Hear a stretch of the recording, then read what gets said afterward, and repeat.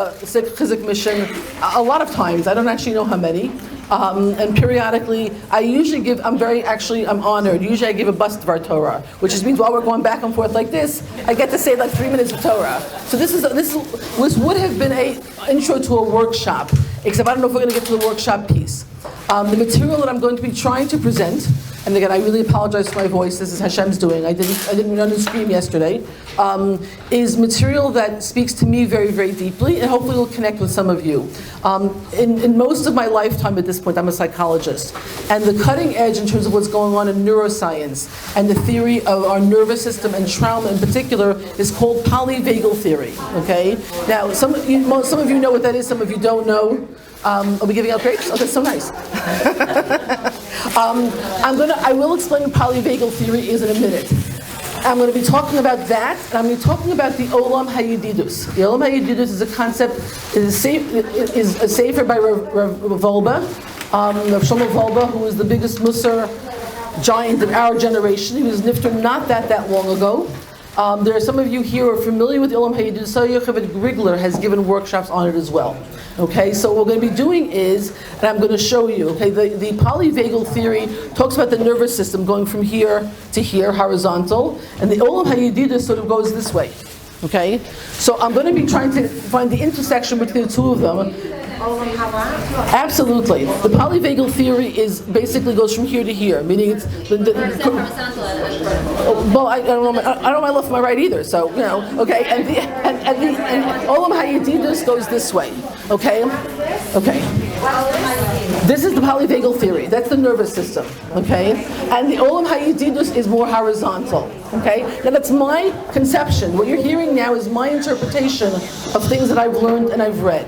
And so what I want to do first, because I want to start with the Torah, is talk about the Olam HaYedidus and what it is.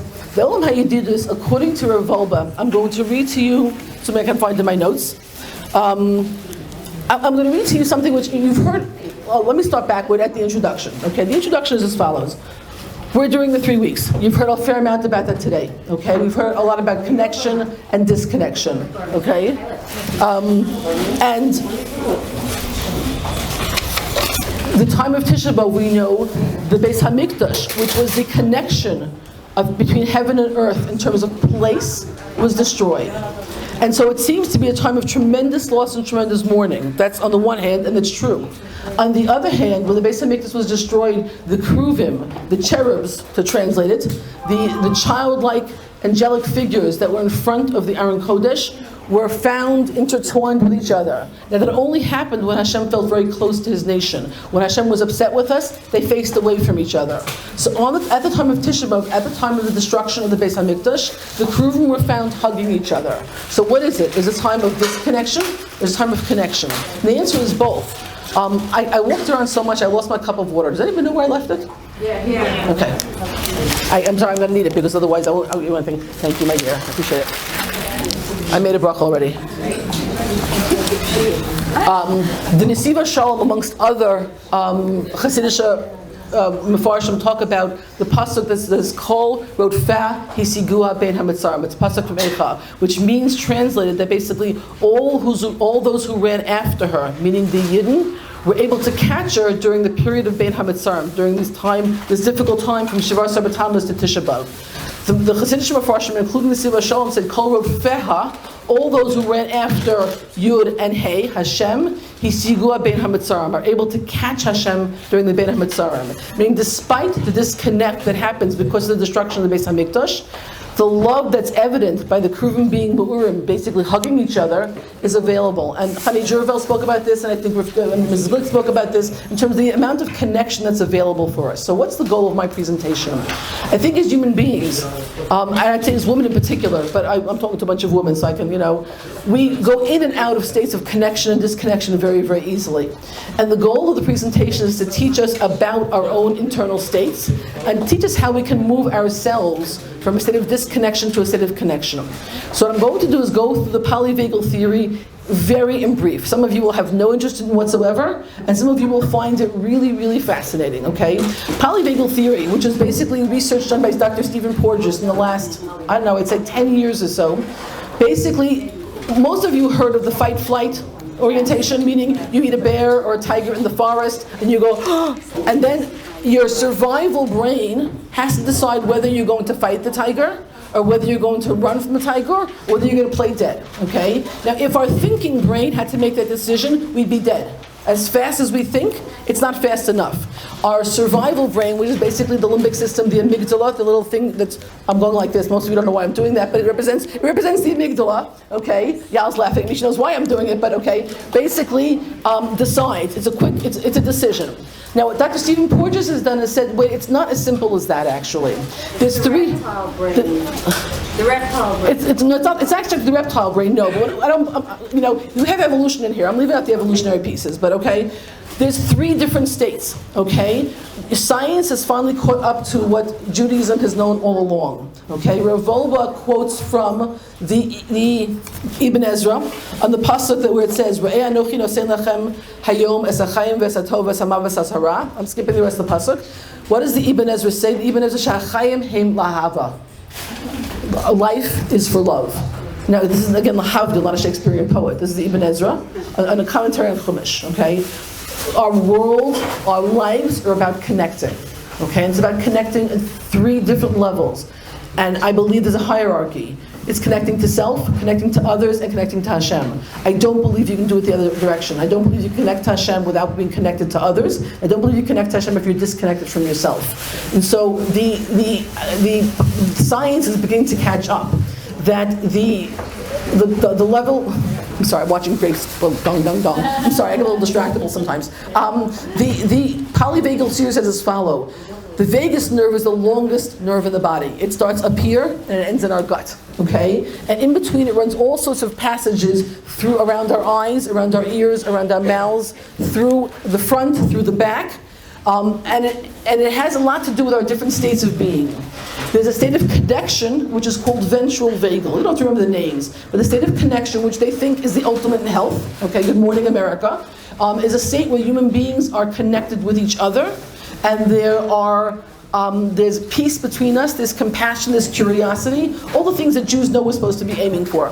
The next state, which is where the sympathetic nervous system is aroused, is called sympathetic arousal. And that's the state where if you are walking outside and all of a sudden you see a twig move and you think it's a snake, you're going to go, ugh, okay? Or, God forbid, you're in a car accident, your system is going to go into overdrive. It's going to go into a state where you're basically in fight or flight survival mode. The next state, and I'm going to ask you all to practice these states very briefly, the next state is called dorsal vagal shutdown. Now hopefully none of you have ever been in it, but I'm fooling myself if we say that none of us have ever been in dorsal vagal shutdown. Dorsal vagal shutdown basically means when your survival is so threatened that what you need to do is play dead.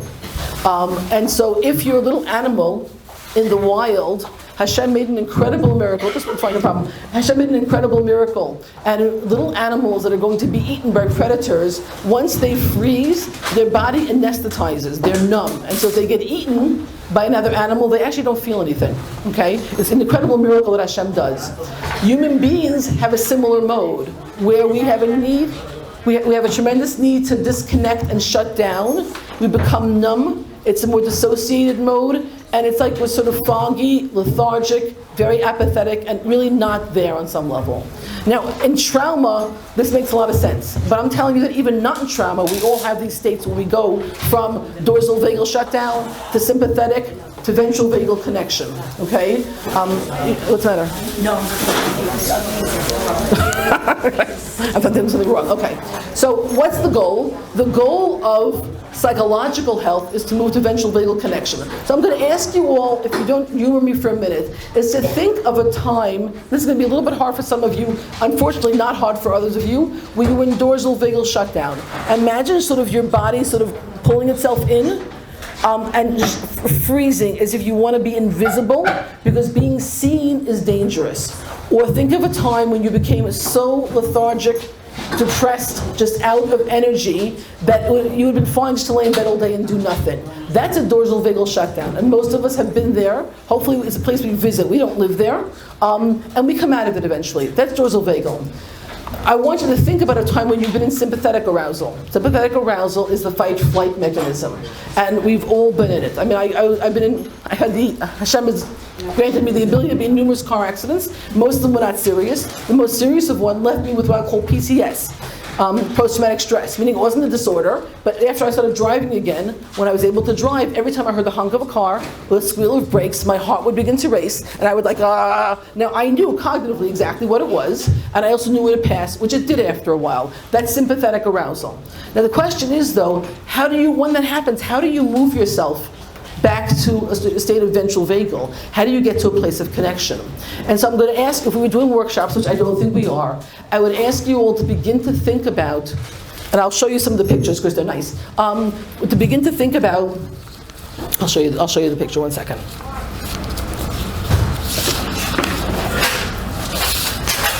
To begin to think about, I'll walk, I would pass it around. We have handouts, but they're in the rain somewhere. So the top one is ventral vagal, which is safe and connected. The middle one is sympathetic, mobilized fight flight. And the bottom one is dorsal vagal, immobilized collapse. Okay, just so you can see the different, the chart. And the questions that are asked on this worksheet are things I can do on my own to move myself out of dorsal vagal, up towards sympathetic, up towards ventral vagal. Things I can do with others, okay? What helps me stay here in ventral vagal? And then what helps me move out of here, dorsal vagal and sympathetic? And so I took a 2-day workshop recently on polyvagal theory, and we went with the person who taught the workshop said, okay, take the letters of your name, which wasn't so simple because I've got lots of V's and B's in my name, and come up with something for each of these states, okay, that describes you or that works. So I'm going to give you a list of things that I know for myself can move me. The first level is you have to become aware. If you're not aware you're in sympathetic arousal, you're not aware that you're shut down, well then you're stuck there. Once you become aware, though, the question is what can you do? And so, I've discovered that pictures from Arizona are incredibly healing in moving me back to a state of ventral vagal. And what I learned from that, it wasn't necessarily the people, I mean, there's always the people, but it was expansive, beautiful nature. So I learned that's a resource for me, meaning when I am either in sympathetic or I'm in dorsal vagal, I can look at beautiful pictures of nature. I'm an animal person, which means that I can also look at pictures of puppies or kittens, or I can play with our dog at home, even though my daughter usually has him. And my husband is blind. We have a seeing eye dog, a gorgeous seeing eye dog at home. I can use the dog as a way of settling down, meaning music, when you're allowed to, can move you from state to state. Memories. Now, some of my memories that move me from state to state have to do with Chizuk missions. Going to memories where I'm with a group of people where I felt loved and connected. Thinking of a person in your life, a special person in your life, whether it's a spouse, a former teacher, a child, it doesn't matter who, your best friend, and bringing that to your mind and moving yourself into a state where you're sort of like, oh, okay, I'm back again. And to develop a toolbox to move yourself back into a state where you are reconnected to yourself. Because if you think that you can do Hisbodedus, or you can do lots of chesed with others, if you're completely disconnected from yourself, you can go through the actions. I mean, you can do something nice for somebody else. But if you want to be present while you're doing it, the first thing you have to do is really find yourself. If you're lost, then everything else you do is hollow. It's not really there. And so we learned a lot about Hisbodedus, and it's something which I'm still struggling with. But one reason I'm struggling with it is because, well, not all of you know me, but I tend to talk fast and I think fast. And so it's really hard to do any of this. I cannot get to ventral vagal, which is connection, unless I slow down. That's another thing. I slow down. Okay? And so I've used... It has to be a conscious slowdown? Yes, absolutely, conscious slow down. I've learned some somatic tools which work for me to slow me down.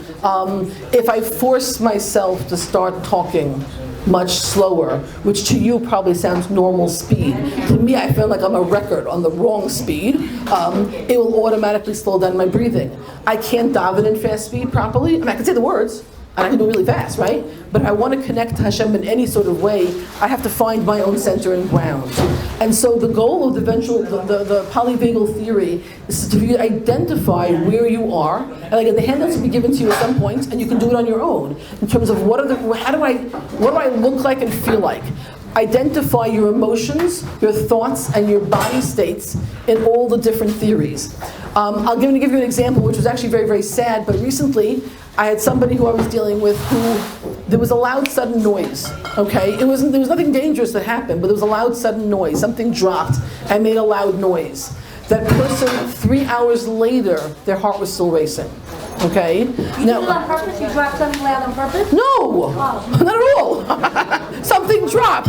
You know? I don't have to do these things on purpose. They happen anyway. No, and 3 hours later, the person said to me, my heart is still racing. Now, there's a reason for that in terms of that person's history. There's a reason why that. Like, something dropped 3 hours ago, I would forget that it ever happened. Forget about it, but still be activated, unless the glass was still on the kitchen floor or whatever it is. But to learn about what activates you in a positive way, what activates you in a anxious way. I'm going to use some of the vocabulary words just to hear. Okay, the ventral vagal circuit is safely embodied, which means that you actually live in your own body as opposed to sort of wandering around but not being there. You're co-regulated as opposed to you're in connection with others as opposed to auto-regulation. Again, just think infants, think babies. There's been some mazel tovs on the chats. Think grandchildren, okay? Does a baby come into the world able to regulate themselves? Totally not. Totally not. They need to be completely regulated by the adults who are taking care of them, okay? And that's the ultimate state that we're supposed to be in terms of co-regulation. They can connect to self, others in the world. They can acknowledge distress. They can explore other options. They can reach out for support. They're resourced and resourceful. The sympathetic response, just to describe it, is mobilized to survive, move into fight or flight. They're out of sync with others. They're driven to get their needs met, as opposed to just sort of looking in the rest of the world. Alarmed, anxious, hypervigilant. They misread cues. They're listening for sounds of danger, and they will sacrifice social engagement for survival. And we all do this, by the way, at all times. This is not just extreme. We just have different levels of it, okay? The dorsal vagal shutdown, which again, hopefully most of us don't live there, but we visit there. We withdraw, we shut down, we collapse, we become foggy and numb. We go through motions without awareness. We disconnect from self, others, the world, and spirit. We feel lost, abandoned, and invisible. We disappear into a state of not knowing, not feeling, not being. And that's not a place you want to be. Okay, so the goal is to find the things that move you up to a state of connection. Now let's bring in the Olam HaYedidus, okay? You have then very conscious choices, but they have to be, just like moving yourself from state to state on a neurobiological level has to be a conscious choice. Living in the Olam HaYedidus, the world of connection, versus the Olam HaZarus, which is the world of disconnection, is a conscious choice. So what does that mean? So Yocheved Rigler, which again, I put permission, this is copied from her. It's a handout which you will, God willing, all get. It's her handout from a shiur from, I don't know, a long time ago. And it talks about being in the world of connection. What does the world of connection be? It means basically that you are connected to those around you in a positive way.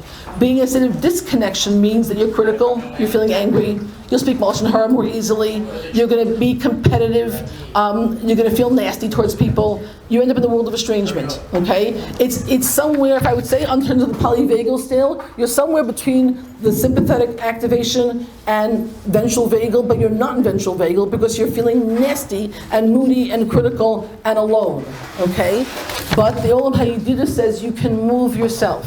And so Yocheved has a beautiful chapter in one of her books, and maybe in Godwin's, I don't really remember, where how you move yourself into the world of connection. Give a compliment, smile at somebody, okay? I'm